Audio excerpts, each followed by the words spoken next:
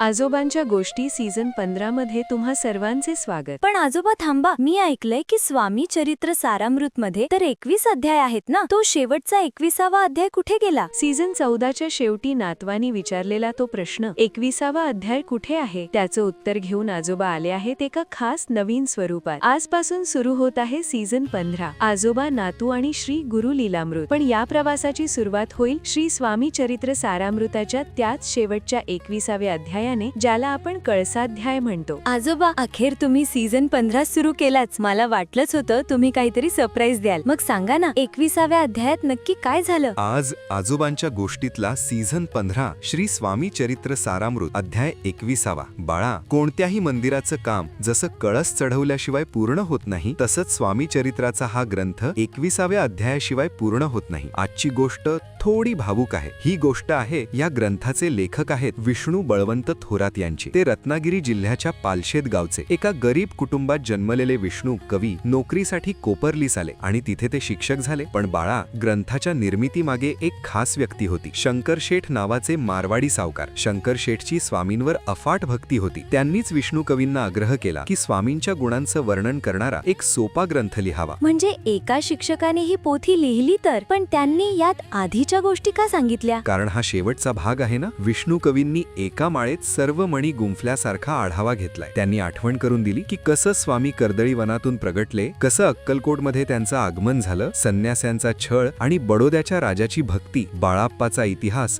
आणि गरिबांना मिळालेलं भाग्य, हे सर्व आठवून विष्णू कवींनी हा भक्तीचा मळा फुलवलाय। बाळा, आता येतो तो हृदयद्रावक प्रसंग। शके 1800, संवत्सर बहुधान्य, चैत्र कृष्ण त्रयोदशी, मंगळवारचा दिवस संपत आला होता। चौथ्या प्रहराला सुरुवात झाली होती। स्वामींनी आपलं चित्त एकाग्र केलं, षटचक्रांचा भेद करून ब्रह्मरंध्रातून आपली आत्मज्योत हृदयाबाहेर काढली आणि ते निज रूपात विलीन झाले। अक्कलकोटच्या त्या वडाच्या झाडाखाली आणि सर्व सेवेकरांमध्ये एकच आकांत झाला। अक्कलकोटचे जन धाय मोकलून रडू लागले, जणू समुद्राचं पाणीही कमी पडेल इतकं दुःख तिथल्या मातीला झालं होतं। मग आजोबा, स्वामी कायमचे निघून गेले का? नाही रे बाळा, स्वामी कुठेच गेले नाहीत। त्यांनी फक्त देह ठेवला, पण त्यांच्या लीला आजही जिवंत आहेत। स्वामी गेल्यावर मग या ग्रंथाचं काय झालं आजोबा? बाळा, विष्णू कवींनी स्वामींना एकच विनंती केली की मी मतिमंद आहे, पण मी हा ग्रंथ भक्तीने पूर्ण केलाय। आणि स्वामींनी त्यांना वर दिला की जो कोणी हा ग्रंथ भाव ठेवून वाचेल त्याला आयुष्य, आरोग्य, संपत्ती आणि संतती मिळेल। स्वामींनी ह्या विष्णू कवींच्या शब्दरूपी माळेचा स्वीकार केला। आणि बाळा, तू विचारत होतास ना